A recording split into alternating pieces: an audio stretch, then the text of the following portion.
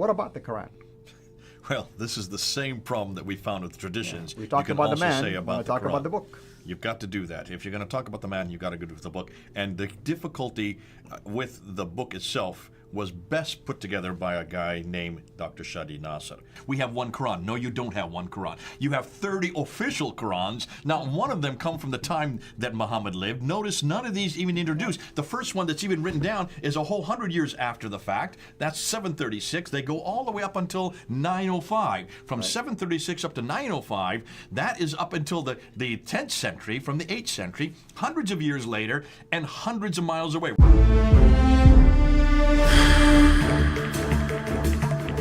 Welcome to Events and History, where we explore the origins, teachings, and historical development of Islam with a fact-based, analytical approach. What if everything we've been told about the Quran's origin is wrong?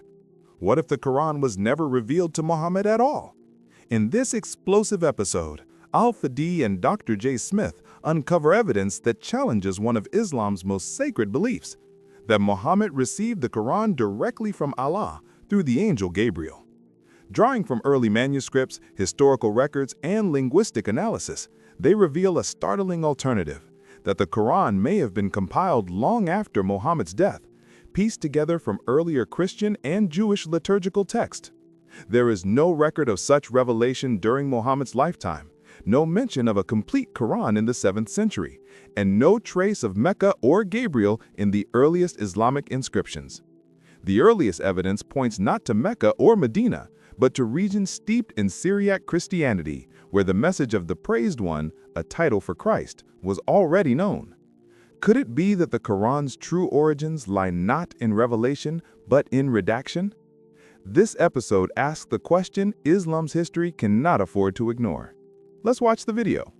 A historical, if you wish, criticism of the notion that Muhammad, the Prophet of Islam, as we know him, existed in a place where the sources of Islam tell us, at the time when the sources of Islam indicated, and also went to the places that the sources of Islam have taught us. However, many new evidence, discoveries, and even ones from the past are starting to point to a very peculiar set of locations, geographical locations that is, and also historical contradictions. In fact, last time I thought Dr. J did an excellent job in pointing out the geographical tension between what we're finding today in connection to possibly, let's call him the real Muhammad, versus the traditional Muhammad. Vast distances between locations where his biography was established, his hadith began to get compiled, and many other things as well. But on top of this, what I wanted to focus on today, along with Dr. J, is the issue also of the origin of the Quran. With that in mind, Dr. J, what about the Quran? Well, this is the same problem that we found with traditions. We talked You can about the also man. say We about want to the talk Quran. about the book. You've got to do that. If you're going to talk about the man, you've got to go with the book. And the difficulty with the book itself was best put together by a guy named Dr. Shadi Nasser. Dr. Shadi Nasser is a graduate, a PhD from Harvard University. He now teaches at Cambridge University. I would suggest in the academic world, he's considered to be probably the foremost on this whole problem of the compilation, or well, let's call it the canonization of the Quran. In fact, let me go to the slides and let's just show what we now are finding. Dr. Shadi Nasser did a book back in 2012 where he talked about the 5 stages of canonization. And these stages, he's saying, existed from within the traditions. They tell us about these so we can actually put them out there for people to understand. But he didn't say that. He said what people aren't doing is they're not looking at each one of these canons to realize a completely different Quran is being introduced in every one of these stages. Let's look at the first one, which is the one we're familiar with, and this is the Uthmanic recension, 652. That's what the Islamic traditions claim. Right. Fascinating. He's writing a book per canon. He hasn't written a book about this first one. Why do you think he hasn't written a book about this first one? Well, I mean, it's quite possible he doesn't have evidence or manuscript evidence of that collection. Maybe there is some questions about the origin of the story itself. It could Exactly. be a number And of that's the things. problem. There is just nothing to go to. It's a complete blank. Isn't that interesting? It's the very same problem we're having with all the traditions earlier, with everything we know about Muhammad. We just can't find anything in the 7th century. You've heard Muslim after Muslim claim that they can trace the Quran all the way back to Uthman. And then I remember every time they come up there, I said, okay, where is that archetype? Where is that quintessential Quran that you're always talking about? And they always start to refer, well, they talk about the 7 readings, and they talk about the Nafi and Ibn Kathir and Abu Amr and Ibn Amir, and they talk about Asim and Hamza and Kasai. Hold on a minute, those aren't from this is not from that time period. This is not from the 7th century. That's the second canonization, and that's what Shadi Nasr, the second canonization from Ibn Mujahid. Let's look at the slide there. There, Ibn Mujahid, look at the date that we have from Ibn Mujahid. That's 936. That's the 10th century. No, 10th century is 300 years after Muhammad. Right. And he's introducing these 7 readings. They're called readings. Right. Fascinating. Look at the earliest. I've got it right here. This is the earliest one, this one right here. These are 4 of the 30 that exist, but this one here is by Ibn Amir. And this is the earliest of all of the Qira'at, the 7 readings, and we'll have more that come afterwards. Look at his date, 736. Right, and I want to emphasize 2 things. Ibn Mujahid supposedly canonized these different readings when? 300 years after the supposed canonization by Uthman because of the different readings. Because of the different readings. That's number 1 problem. Number 2, the earliest out of all of those come actually from north, not from Mecca or Medina. This is from Damascus. Exactly. That's 1,200 miles further north. Right. And people aren't looking at the time period, and they're not looking at a map. We did that with the traditions. We looked at a map and we looked at a timeline. Correct. 736, Muhammad died in 632. This is 100 years later that this is introduced, and this is the earliest. Of the 7 that were chosen by Ibn Mujahid in 936, they start from 736 and go all the way up to 805. 805 is the 9th century. So these are 8th and 9th century readings. But this is not all. Because then you have another guy. Let's go up to the slide again, and let's go to the 3rd canon. And this is where he's introducing this other 3rd canon. Now, how would you pronounce his name? That's Shatibi. Shatibi. Let's make sure you get it correct. Otherwise, I'll desecrate it with my American English, my American Arabic. So Al-Shatibi, he then takes and realizes that there were so many Qurans that were being introduced. According to Dr. Shadi Nasr, he says that there could be now he doesn't use the number. I'm looking at just from all the inferences, there could be as many as 700 of these. 700 of these different, what we know as riwayats. These are different readings, different Qur'ans. Really, they're all different. And the word riwayah is peculiar, by the way, from an Arabic standpoint. It's almost like your storytelling. And that's exactly what they Yeah, are. exactly. So here he takes every one of these 7 readings that Ibn Mujahid had introduced in the 10th century, 936. He introduces, look at his date, 1194, that's the late 12th century. Late 12th century, he introduces 2 for each one of the readers. That now you have 14. So the chain now, he's establishing the chain of narration. Chain of narration, the transmitters, Right. the riwayat. We're now up to 21. You think that would be too many, right? No, there's still more. Because I thought it's 1, right? That's right. There's supposed to be only 1. Isn't that what Uthman did at the very beginning? Only had 1, and, That's and he burned all the others? That's right. Let's go and see what Shadi Nasr does. Shadi Nasr, well, there's a 4th canon, and here's the 4th canon, Al-Jazari, or Jazari, however you want to pronounce it. Jazari, yeah. And Jazari, he then introduces 3 more readings of the readers. Each of those has 2 transmitters, the riots, and these are now 6. So 3 plus 6 equals 9. Add to the 7 plus 14, we have 21. That makes now 30 readings. But look at his date, 1429. That is the 15th century. And notice what he did. He added 3 more canonized readings. How in the world did he know about these canonized readings that even Ibn Mujahid did not include? Or that Al-Shatibi didn't even include. But you're talking about 3 of the ones that were above the 7. That's and right. remember, Yasser Qadi always said this over and over. These are the creme de la creme. These are the best of the best. These 10. These 10. And he's referring to Nafi, Ibn Kathir, Abu Amr, Ibn Amir, Asim, Hamza, Al-Kasai, Abu Jafar, Yaqub, and Khalaf. Those are the 10 right there. I've just given you them. What's missing in that list? Well, missing. Hafs, Hafs the is one missing. that everybody uses. Everyone uses today is this guy. Where is this guy in that list? Well, if this is the creme de la creme, the top, the best of the best, the 10 readers, he is not there. Interestingly, when did he come in? Well, actually, he was introduced by our good friend Al-Shatibi. He was the one. It was not introduced till the 12th century. He is from 796, but he is introduced in 1194. Officially acknowledged. Acknowledged. By them. Then that's fascinating. Right. Let me ask you this: whenever you are looking at manuscripts or anything that has come out of the desert or they found in a museum, or whenever they find a new manuscript, what is the first thing you do with a biblical manuscript to see if it's authoritative or not? Well, obviously, they do a lot of things. They want to look at the dating. They want to make sure it compares to what we have today. That's important. Well, how do you do that? Well, you look Compares. at earlier manuscripts. Well, you open it up, right? Exactly. You would open and up. you compare. In and fact, you you're do calling- a textual criticism. This is called textual criticism. So what you would do, you would take this manuscript. Now, this is Ibn Amir's, and you would open it up and you would read the text, right? That's what we do with the biblical manuscript. Yeah, and show, please, the reason behind these color codes. I want people to see there are differences. It's telling you. It's telling this you. is It's read giving you where different the than differences- the Hafs one. Okay, but that's something we found today. Right. When this was first introduced, did they do that? No, because if Hafs was original, they could have discovered that. Okay, so that is looking back to a standard. That's So right. this is a modern reference point.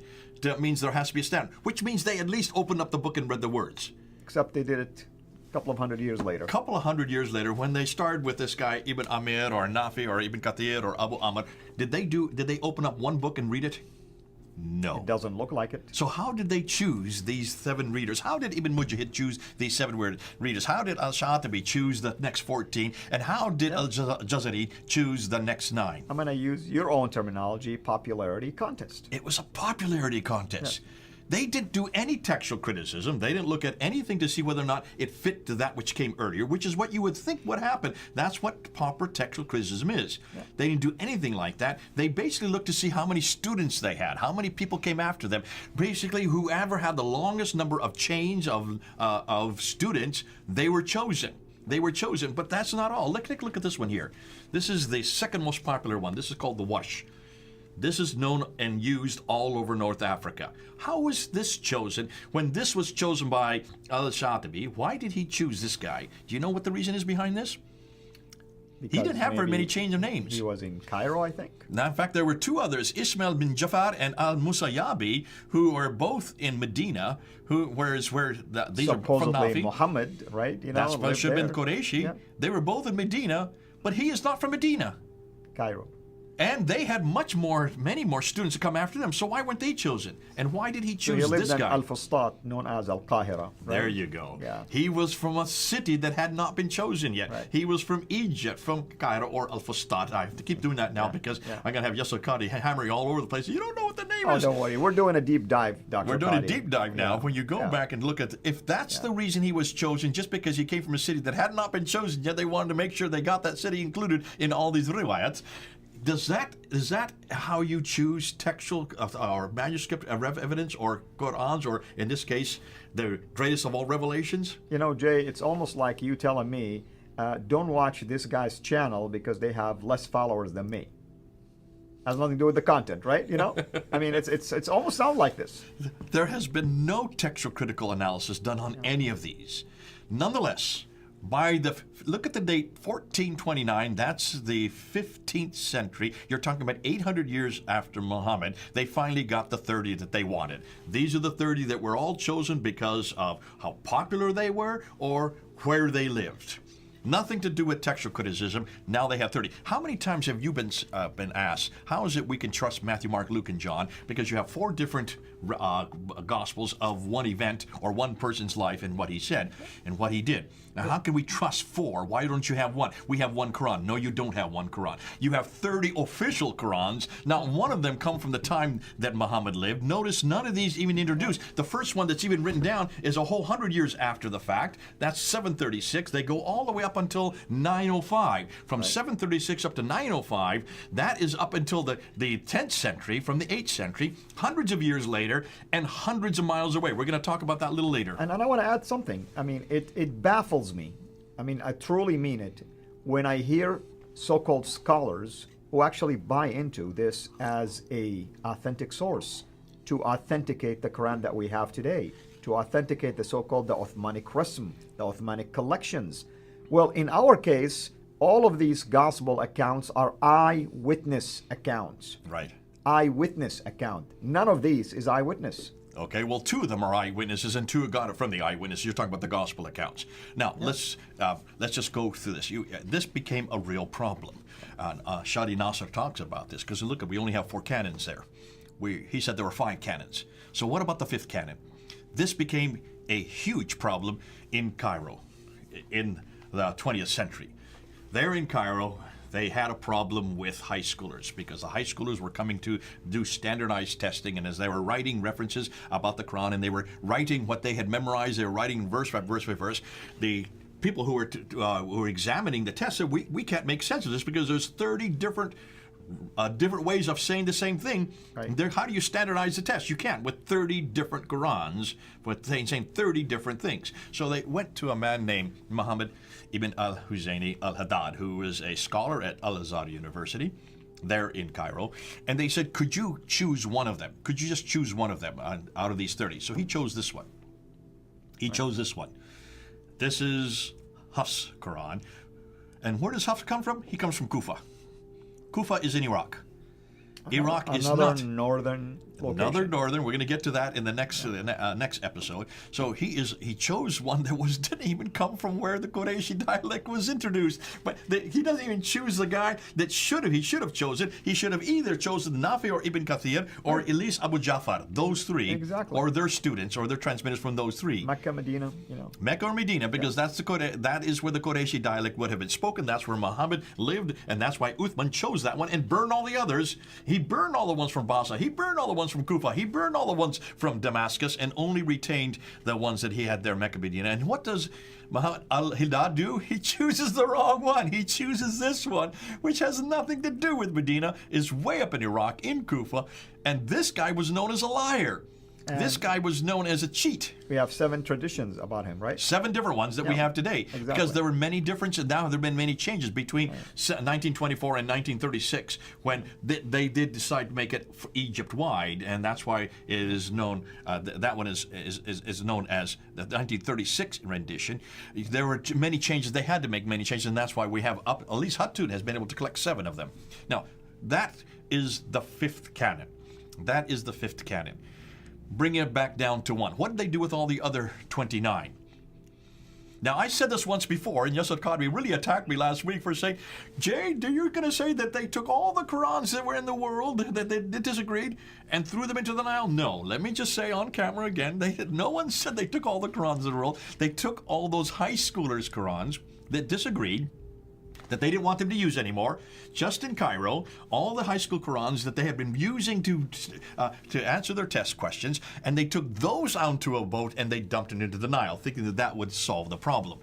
And as I said in the year and a half ago when I made that video that Yasir Qadri tried to attack, isn't it interesting that they thought they could get rid of it by doing that? That's not how you get rid of Qurans. Yeah. You don't burn them, you don't sink them, you don't secrete them or decrete them. You don't sit there and erase them or try to impose letters into them like Dan Brubaker is finding. That's not going to change it, folks. That's not going to do enough. And you don't delete it off the internet like Yasir Qadri does. And what I want to say, also, you can do what Uthman did, because regardless of whether Uthman burned all of them, some of them, he didn't delete them, he did not eradicate them. We still have variant readings that lasted all the way until the time of 1925. Okay, let's talk about it in the next 1924, episode, because the next episode we're going to move into that.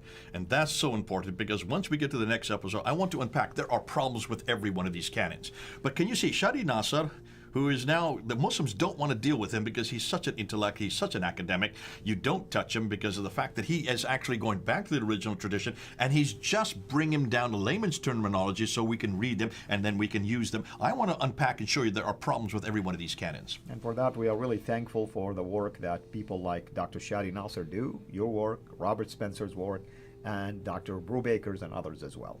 Brother, thank you so much. We can't wait, of course, until we hear more in the next episode. If the evidence presented here holds true, then the story of the Quran's revelation is not divine history, but constructed memory. The earliest manuscripts reveal layers of editing, missing verses, and Christian and Jewish phrases woven into its fabric. There is no trace of a complete Quran, no eyewitness to its revelation, and no historical record linking it directly to Muhammad.